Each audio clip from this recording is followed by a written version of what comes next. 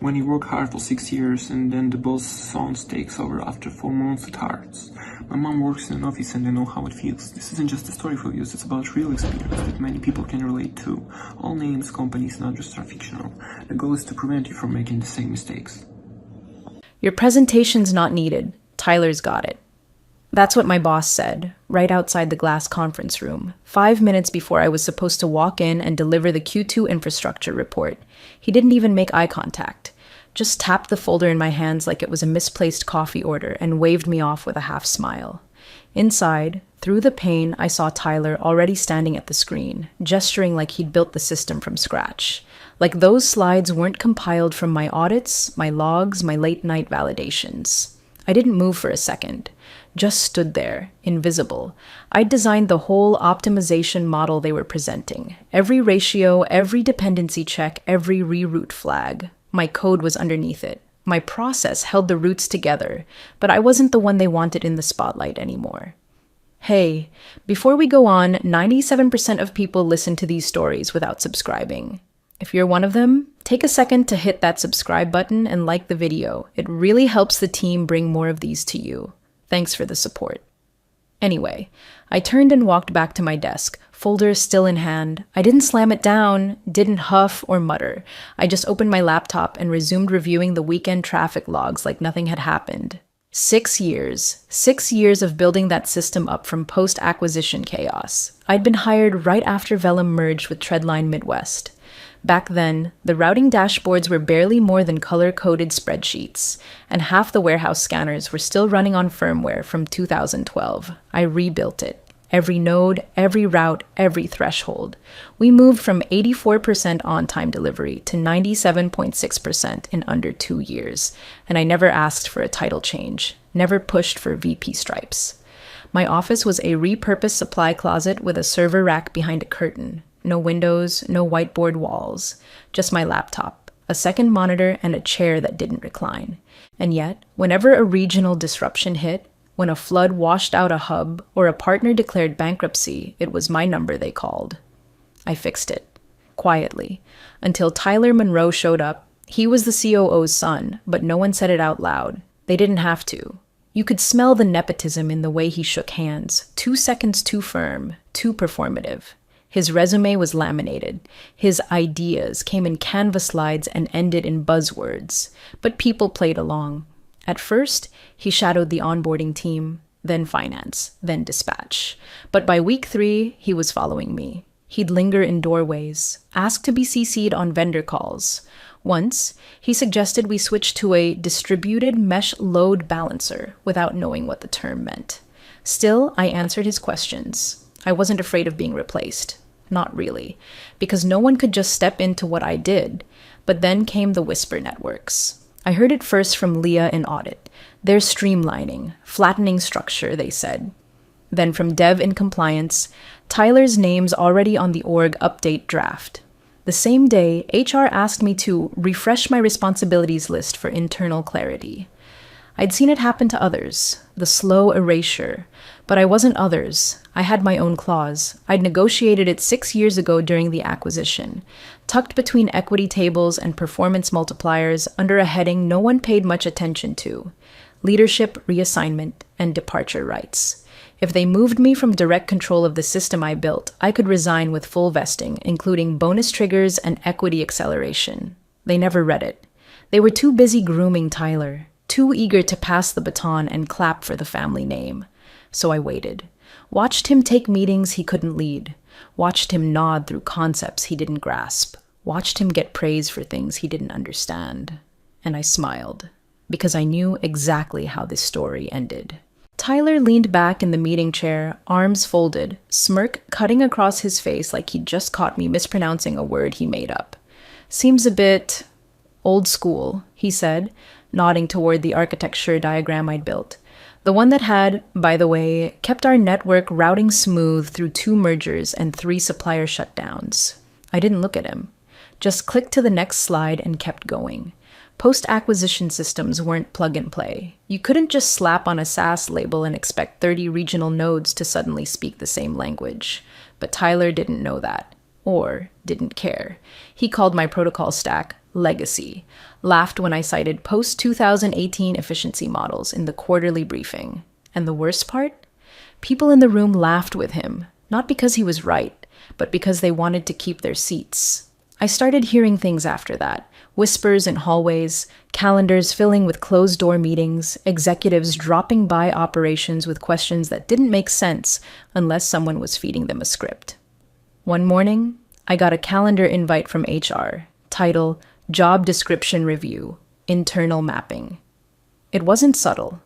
A week later, in a conversation that pretended to be casual, my manager, the one I thought still had a backbone, said something like, "The org's shifting, flattening some hierarchies, more cross-functional exposure, you know?" I didn't flinch. 2 days later, a peer I trusted pulled me aside by the break room fridge. He'd always been quiet, not prone to drama. "They're giving him your role," he said. "Tyler, it's already been greenlit." I blinked once, then nodded. "Make sure HR clears it." He looked confused. "What?" I just repeated it. "Make sure HR clears it." Because the moment they made it official, assigned him as my superior in the reporting structure, it would trigger something they'd long forgotten. Clause 6(c). I'd written it myself during the acquisition. They wanted me bad back then, needed someone to make sense of the two different systems crashing into each other after the merger. So I'd negotiated hard, not for a raise, not for a better title, but for control. Control over my exit. The clause was buried deep. Even the attorneys skimmed past it. It stated that if my role was reassigned or diminished without my written consent, I had the right to resign immediately, while triggering full equity vesting, deferred bonuses, and performance multipliers based on system uptime and throughput gains. In other words, if they pushed me out quietly, I'd leave loudly, not with a tantrum, with a legal detonation. I didn't need to defend my place. I just needed them to step 1 inch over the line. They were so busy making room for the COO's golden boy, they never realized they were standing on a pressure plate. And I'd designed the minefield. The announcement came on a Tuesday, slid into everyone's inbox like a calendar reminder you couldn't decline. Please join us in congratulating Tyler Monroe on his promotion to Vice President of Logistics Systems. No mention of transition. No acknowledgement of overlap. Just a new box on the org chart. Mine pushed slightly to the side, connected by a thin dotted line like an afterthought. I read it once. Then again. I felt nothing. Not anger. Not shock. Just the quiet click of a mechanism engaging exactly the way it was designed to. The lunch was scheduled for noon in the glass conference room overlooking the loading yard. Catered, branded cupcakes. The whole performance. I arrived on time, sat near the back, and watched executives laugh a little too loudly at jokes that weren't funny. Tyler stood at the front, jacket off, sleeves rolled, playing the part he'd been rehearsing for months. When the applause started, I stood with everyone else. He spotted me immediately. His smile tightened just a bit. I waited until he turned toward me. Then I stepped forward, extended my hand, and said, calmly, evenly, "Congratulations, Tyler." He gripped my hand like he'd just won something. "Thanks. Couldn't have done it without the team." I nodded. Of course. No sarcasm, no edge. Then I walked back to my desk. I didn't pack anything. I didn't clear drawers or log out of systems. I opened a fresh document, typed 3 paragraphs, printed 1 page, and signed my name at the bottom. The printer hummed softly. I walked down the hall to the executive wing and handed the letter to the COO myself. He smiled when he saw me. "Hey, we were just talking about—" "Please read it," I said. He skimmed the top line. His smile stayed. Then he read the second paragraph. His eyebrows pulled together. He read the signature line, then went back up again, slower this time. "What is this?" he asked, still smiling, but his voice had thinned. "My resignation," I said. He laughed once, sharp and confused. "Come on, you're not serious." "Page 2 outlines the calculation," I replied. That's when the color drained from his face. He sat down without meaning to, read it again, then again. This triggers the exit clause?" "Yes." He looked up at me, eyes wide now. "The equity vesting?" "And the performance multipliers," I said, "and the accelerated payout schedule." He flipped the page like it might change the words. "This can't be right." "It is," I said quietly. He swallowed. "Is this a joke?" I didn't answer right away. I watched his jaw tighten, his fingers curl around the edge of the desk. No, I said finally. It's a resignation. Outside the glass wall, the celebration continued. Someone clinked a glass. Someone laughed too loud. Tyler's voice carried, confident and unearned. Inside the office, the air had gone heavy. "You can't do this," he said, standing now. "Not like this." "I didn't," I replied. "You did." I watched the realization crawl across his face as the timeline clicked into place. My role redefined, my authority reassigned, the clause he'd never bothered to read. He sank back into the chair. "Legal will already signed off," I said. 6 years ago. Silence. I turned toward the door, paused, and added, "You might want to let payroll know. The clock started when you announced his title." Then I walked out. No raised voice, no slammed doors, just a system doing exactly what it was designed to do. The email went out that afternoon. Just one sentence. Resignation accepted. Effective immediately. But behind that sterile little line, panic had already begun to bloom. The COO tried to downplay it, of course. Told finance it was just a transition. Told ops that I'd be around for a brief handover. Told legal, well, that's where the mask cracked. I wasn't in the room when he called them, but I heard about it from someone who was. He read the clause out loud, twice. Then there was a long silence on the other end of the line. Finally, the senior counsel said, flatly, she wrote that clause herself, and we signed it. Clause 6.4c, buried in the depths of a contract drafted 5.5 years ago during the Treadline acquisition. At the time, I was one of the only engineers who understood both sides of the merger architecture. They couldn't afford to lose me, and I knew it. So I didn't negotiate for perks or a fancy title. I negotiated for leverage. Clause 6.4c, resignation due to role reassignment without written consent shall activate full equity vesting and deferred performance multipliers. No caveats. No grace period. No approval required. And the moment Tyler Monroe was placed above me on the reporting chain, it activated. Everything I'd built, 5 years of deferred equity, performance bonuses tied to system uptime, efficiency metrics, and delivery throughput, matured in one single motion. And with Vellum's pre-IPO status, the equity calculation wasn't small. The number on the final line of the calculation sheet? $14.2 million, fully vested, immediately payable. The COO called finance next. I don't know exactly what was said, but 2 hours later, they were combing through old folders labeled Original Agreements Legacy. They found the contract, they found the signature, and they found the timestamp. The panic didn't spread in loud shouts, it spread in whispers. Meeting reschedules, executive Slack threads going quiet, legal trying to determine if there was any way to claw it back. There wasn't. Payroll had already initiated processing.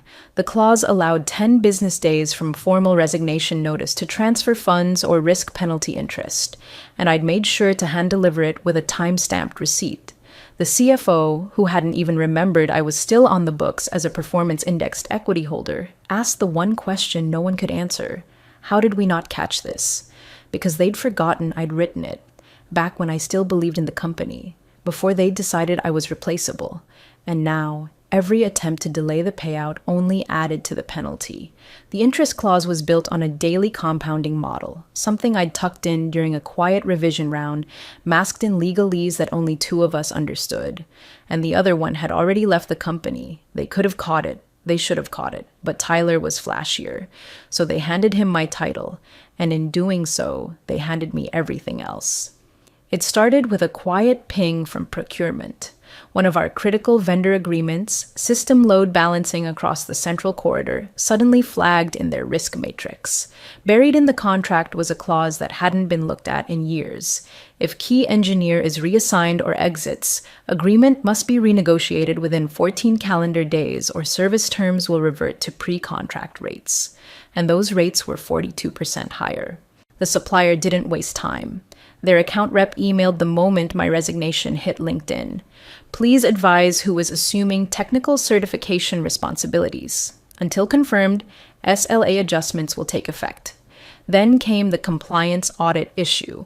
Our entire Q3 prep, usually smooth, already logged, hinged on a file structure I'd maintained. Every audit trail, every API handshake confirmation, every auto-escalation rule that allowed us to pass reviews without intervention was tied to a signature key I'd held. Tyler didn't have access. Worse, he didn't know what the keys even were. He tried logging into the ops console, only to find it routed through an identity management layer that required biometric re-authentication. Mine. The CTO called me directly. I didn't pick up. Then a message from legal. Per CTO request, please advise on system continuity and handover scheduling. I forwarded it to my attorney. She sent a reply on letterhead. Per clause 6.4c. Handover is waived. System continuity is the responsibility of Vellum Freight upon reassignment. 3 sentences. That was all, and it stopped them cold. Because what they hadn't realized, and what Tyler was only beginning to understand, was that I hadn't just written code. I'd built the framework around which everything else depended. Vendor SLAs were indexed to my audit thresholds. Client onboarding was locked behind performance guarantees that named me explicitly. We'd offered discounts to key partners based on metrics tied directly to my uptime dashboards. No one else had the authority to certify those figures, and I'd written it all into the contracts myself. It wasn't ego. It was precision. The system worked because I didn't trust it to improvise. Now, stripped of my presence, they were discovering just how tight the weave was. Invoices started bouncing. Freight insurance partners delayed renewals. Our regional dispatch algorithm misfired twice, once in Illinois, once in North Carolina, because no one knew how to override the seasonal reroute trigger. One client, $3.6 in annual volume, called the COO directly, furious that no one had walked them through the updated integration cycle. They thought Tyler could shadow me, absorb what I knew, and slide into place. But this wasn't theater. It wasn't about acting like you knew what you were doing. It was about actually knowing. And without me, they were blind. The CTO emailed again, this time CCing 2 board members. Subject line, urgent. OPS architecture handover request. It was marked high priority. My attorney answered with one line. No further obligations exist under clause 6.4. And that was it. The silence that followed wasn't just absence, it was recognition that I'd been the architect, and they'd just bricked the foundation. HR blinked first. On day 1, they tried stalling. Sent me a breezy email with vague language about routine review before disbursement and timing constraints due to end-of-quarter processing. They still thought this was a normal resignation, that I'd wait quietly for whatever scraps they decided to send. But clause 6.4 wasn't a suggestion, it was an engine. 10 business days from documented receipt to full payout, no exceptions. Or they'd trigger daily penalties compounding at 3.2%. My time-stamped signature had started the clock. By day 2, someone up the ladder started asking questions. A board member forwarded the resignation letter back down with a 6-word message. Why wasn't this clause flagged earlier? No one had an answer. On day 3, legal met with payroll. Finance looped in procurement. The email threads were filled with polite panic, seeking clarification, reviewing historical agreement structure, initiating outside counsel review. On day 4, Tyler tried to re-enable a vendor dashboard and accidentally reset the threshold override. 2 fulfillment partners went out of sync. No one caught it until a shipment flagged as lost, then reappeared 4 states away. On day 5, the Kansas City delay made headlines. A partner warehouse, dependent on our scheduling API, missed a load window due to a system sync failure. Photos of stalled trailers in the morning frost made it onto a regional news site. Someone from comms called it a temporary software hiccup. I called it predictable. Meanwhile, I was sitting in a quiet office an hour outside of Asheville on a call with Fort Ridge partners. We'd spoken a few times over the last year, usually casually, nothing concrete. But after I resigned, they reached out again. This time with numbers. I didn't ask for a long title or fancy perks, just clarity, autonomy, equity. They offered all 3. Chief Systems Strategist, remote first. Executive equity package signed on day 6. No press release, no LinkedIn update, not yet. I had no interest in broadcasting it. Let Vellum keep wondering. Let them refresh my profile and find nothing. Let Tyler sit in meetings where people asked questions he couldn't answer. Let the board sweat through another risk audit. And let HR keep pretending they had time, because the clause didn't care about internal approval. It only cared about the clock. Day 7. Legal asked to schedule a discussion. I declined. My attorney replied on my behalf. We refer you to the agreed terms of Clause 6.4. That was it. Each new delay cost them more. They could have processed it on day 1. Now, every tick of the clock bled them dry, and I wasn't waiting. I'd already moved on. Quietly. Cleanly. While they scrambled to plug holes in a ship I no longer sailed. Day 9. The deposit cleared at 10:42 a.m. I didn't stare at the number. I didn't need to. I knew the calculation down to the cent. $14.2 million base, an extra $480,000 in penalty interest thanks to their delays. They could have avoided that part. But arrogance is expensive. I sipped my coffee and moved the funds immediately. Split between 3 accounts, one of them newly opened under a trust I'd set up 2 weeks prior. No celebration, no screenshot, just another lever pulled cleanly. At 2:17 p.m., Fortridge issued a press release, just 2 paragraphs, welcoming a new strategic leader to strengthen infrastructure and resilience across our logistics architecture. She previously served as principal architect behind the Tier 5 deployment model now widely adopted across multimodal freight networks. They didn't mention Vellum. They didn't have to. Anyone in freight who read that line knew exactly who they meant. Tyler certainly did. He tried reaching out, sent a LinkedIn message titled, "Hey, quick call." I didn't open it, just hit block. We were done pretending we had anything to say to each other. The COO, on the other hand, couldn't resist. His email came an hour after the press release. Subject, regret. Body. We handled this poorly. I wish you'd given us more of a chance to respond before walking away. I didn't answer. My attorney did. Per Section 6.4, her obligations concluded upon fund disbursement. No further commentary will be provided. The silence after that was perfect. Not dramatic, not cold, just total. Vellum still hadn't issued any internal memo about my exit. They couldn't figure out how to spin it. How do you explain losing your most critical architect to a competitor, along with $14 million, and not even realizing it until it was too late? You don't. You just sit in meetings, hoping no one brings it up directly, and you pray the next board review doesn't ask the one question that matters. How did we let her walk out the front door after we gave her the reason to? But by then, I was gone. No press tour, no interviews, no revenge rant, just a clause, a countdown, and a clean break. The boardroom was still for the first time in hours. Not quiet. Still. That rigid, breath-held kind of stillness that only happens when every person in the room realizes the worst slide hasn't even hit yet. The screen refreshed. Slide 2, loss of key architect. They'd tried to spin it, tried calling me a legacy systems engineer whose transition had been planned, but no one was buying it. Not after the Kansas City debacle, not after the vendor pullouts, and definitely not after the Tier 5 press release from Fortridge. The CEO didn't speak, just kept rubbing his thumb against the corner of the conference table like he could make it vanish. Slide 3, penalty disbursement. Plus, accelerated vesting. The numbers sat there, black text on a pale background. 14.92 Mar plus penalties. The room had read them before, but now they had to discuss them. The CFO cleared his throat. We've engaged external counsel to prevent clauses like this moving forward. Someone cut him off. Why didn't we catch it before it executed? A pause. Then, what did HR say when they reassigned her? Silence. Real silence this time. Not even keyboard clicks. All eyes turned toward the general counsel. She shifted slightly, then folded her hands. She told us to clear it, she said quietly. We didn't. The CEO exhaled slowly, but he didn't speak. Slide 4 hit like a blade. Client risk and renewal. Freeze.